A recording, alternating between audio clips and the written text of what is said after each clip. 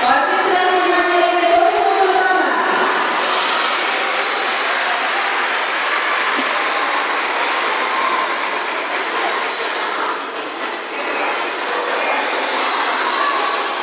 Todos os ginastas que se apresentaram, entrando no cavalo, indo no brilho.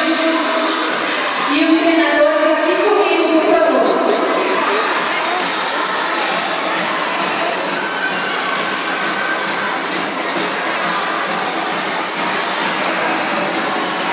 Esse festival, ele não é uma apresentação. Porém, todos os ginastas serão premiados, teoricamente, com uma medalha. O que a gente quis com esse festival foi fazer uma grande integração em asas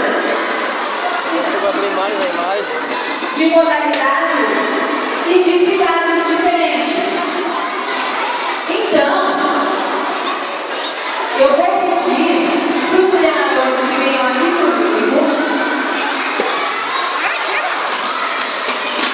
para a gente fazer uma grande brincadeira.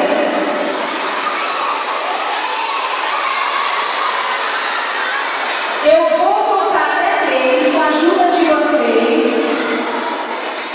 E aí, a gente vai falar, solta o som DJ, certo?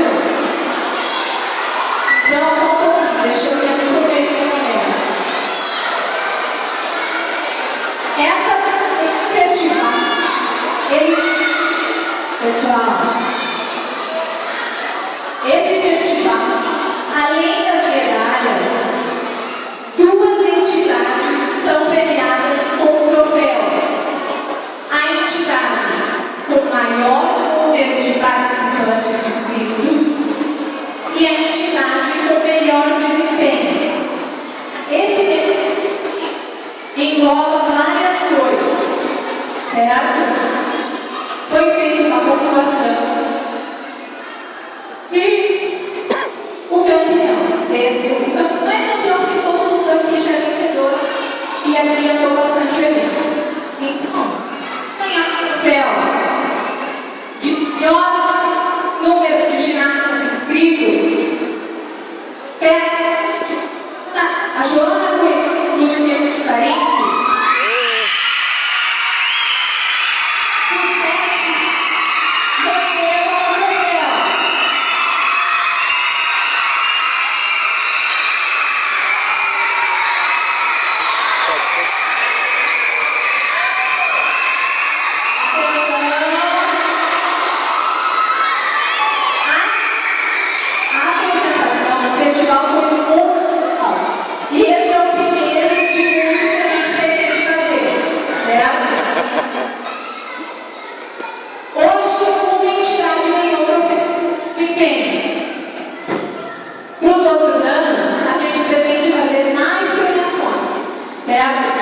então, esse ano, a entidade com melhor desempenho, que vai levar o troféu, vai ser o